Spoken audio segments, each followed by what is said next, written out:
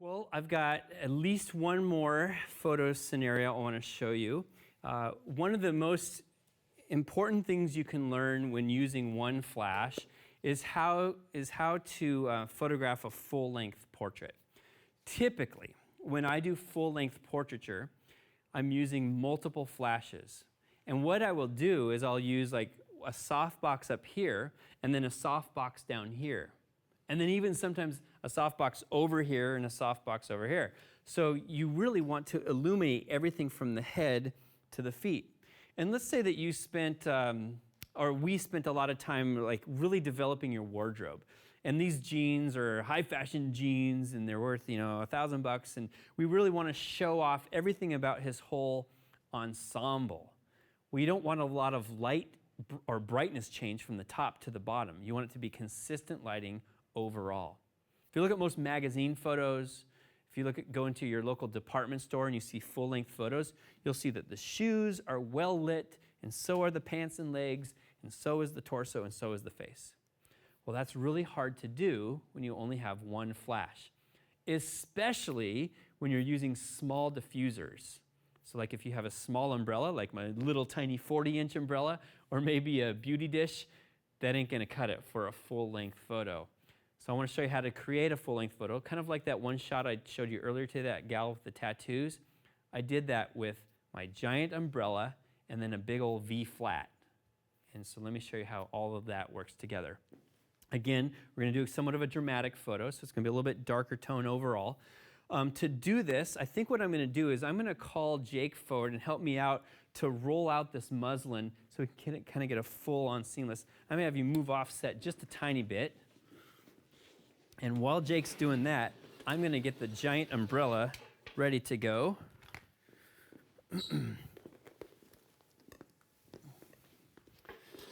Full-length portraits take a lot of planning and effort and they require a lot of space as well. Make sure I don't hit you in the head.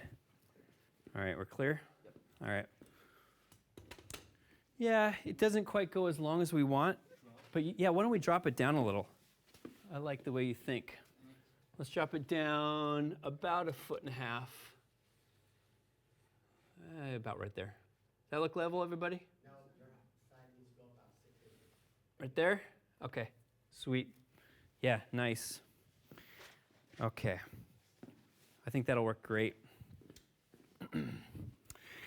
And I'm gonna collapse a lot of this stuff to kind of get it out of the way. And we're going to pull over our V flat. See, for the cameras, what would work best? Would it be best to have the V flats over here on this side or the V flats over here? You don't care. It's all. We'll do that. We'll block everybody out. All right. Ouch. Now we're going to pull over the big old V flat. And the term V flat really stands for V, and then a big old flat reflector. They're made out of foam core. There we go. And on the inside is white. So you can see what we're going to do. This is going to be a nice full length illumination. It's going to reflect from up high and down low. You can make these on your own. They don't cost a whole lot of money. They're somewhat flimsy, so be careful that they don't fall over. But even if they do fall over, they're not going to really hurt anything. Okay. So put this over here like that. And why don't you come over here, Jeff? I'm going to get you positioned first of all so everybody can see what I'm doing. Yeah, so we're going to stand on the backdrop. It pains me sometimes to stand on the backdrops because they're so nice, but that's what they're for. Everything's designed to be used. Here's the idea. The big old honking umbrella is going to cast light onto him and onto the V flat. And then the V flat, because it's so large, is going to cast light back onto him on the shadow side, okay? And to make this happen, we'll see how much light we get onto the background. I'm thinking it might tend to overexpose the background. But with one flash, that's all we got. So, all right, I know I'm blocking off the audience here. I guess I'll just have to bear with me. I'm going to throw my flash onto there.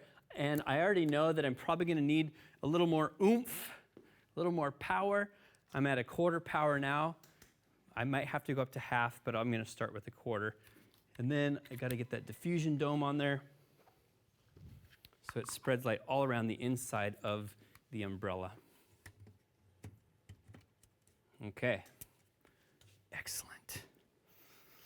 Now for positioning the V flat, what I want to do is I want to make sure that the V flat is close enough to him that I will fully illuminate, but not so close that it fills in all of the deep dark shadows. So why don't you move that way 3 inches? Yeah, perfect. He's a photographer too, so he knows when I say 3 inches, I need 3 inches. Yeah. Okay. We'll go about there, and we'll see what that looks like. Okay, I'm liking that. Next thing is I probably need to change my lens because I've been shooting 85, and you've seen from all the photos we've been taking, it's pretty much shoulders and above. So I'm going to swap out to my 24 to 70 for this full-length shot. I could still shoot 85, but I'd have to go a long ways away, and sometimes it's better to stay closer. No impact to overall brightness, but just working distance. Okay, so this is my Nikon 24 to 70.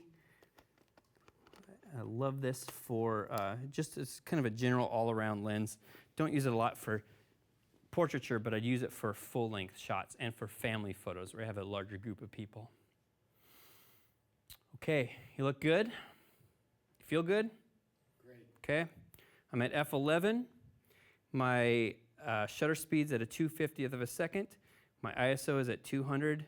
I should be good to go. Let's see what we got. Okay, I'm at about, my focal length here is about 60 millimeters, okay?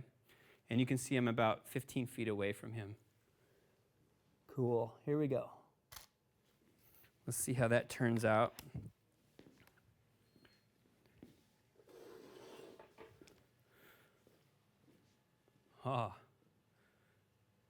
Looks pretty good.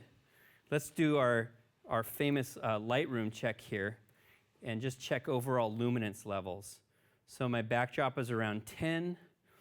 His face is about 20s and 30s. So to your question earlier in the day, is it too dark? I would say it's a little bit too dark on his face. So I've got a few options. I can increase the power of the flash, but if I do, I put more on the background. It's all right. You kind of see all these things that we're playing off of each other here. So I will increase the brightness of the flash. I'm going to go up to half power and take the same shot again. And again, I'm splitting the height of his body and bisecting it for my camera height there. Nice. Take one more.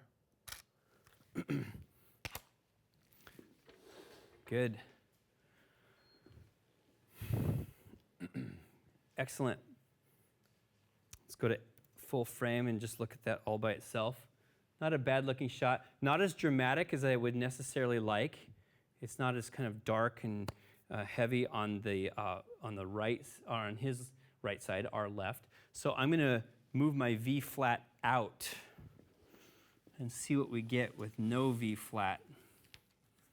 And just for expediency's sake, I'm just going to drop that on the floor right here. Okay, so same picture, gigantic flash, and I'm sorry, a gigantic umbrella, no reflection on that side. Super. 1, 2, 3.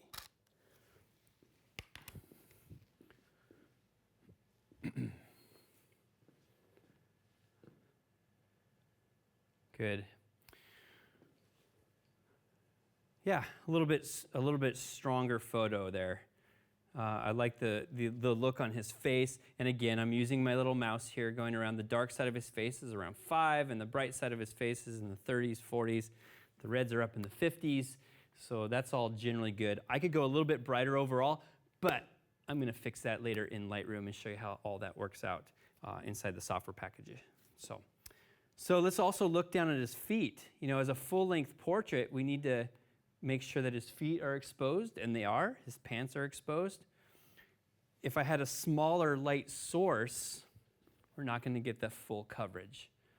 So one flash, to me, I think this is pretty cool. One flash, one umbrella, and I've got myself a pretty good-looking portrait, which otherwise might take 2 or 3 or 4 light sources with smaller modifiers. So that's a great skill set to learn. Cool. All right.